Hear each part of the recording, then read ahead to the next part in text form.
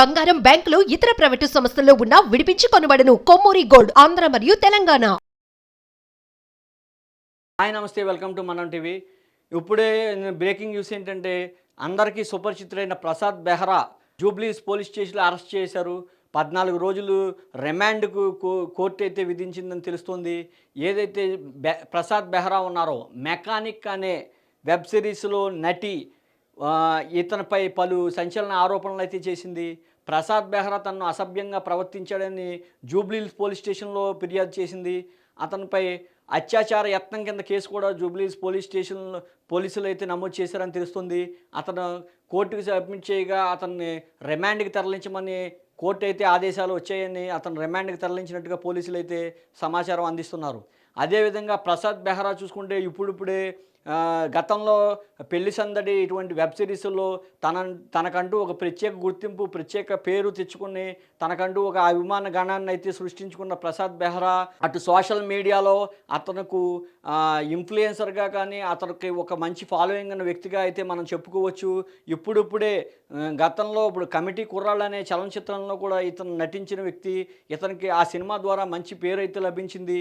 అటువంటి వ్యక్తి కరెక్ట్గా ఇటు ఎదిగే సమయంలో ఇటువంటి లైంగిక వేధింపుల కేసుల్లో ఇరుక్కోవడం అనేది అతని కెరియర్కి మైనస్గా అయితే చెప్పుకోవచ్చు. అదేవిధంగా ప్రసాద్ బెహ్రా ఎవరైతే ఉన్నారో అతను ఇప్పుడు రానున్న చలనచిత్రాల్లో కూడా అతనికి క్యారెక్టర్ అయితే ఇవ్వడం జరిగిందని నటిస్తున్నారని, కెరియర్ పీక్ స్టేజ్లో ఉండగా ఈ రకంగా లైంగిక వేధింపులు గురి కావడం కుటుంబ సభ్యులు అయితే బాధాకరమని వారు చెప్తున్నట్టుగా తెలుస్తోంది.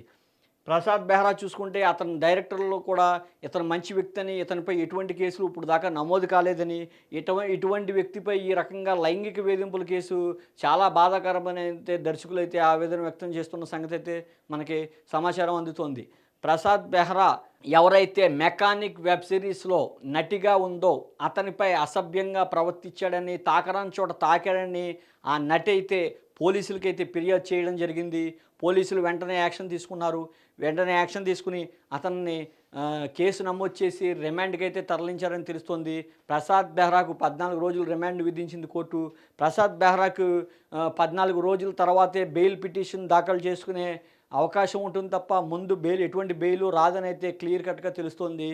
ఇదే విధంగా ఇలాంటి నటులు ఎవరైతే ఉన్నారో ఇటీవల చాలా ఆరోపణలు లైంగిక కేసుల్లో ఇరుక్కోవడం మనం ప్రతిరోజు చూస్తూనే ఉన్నాం.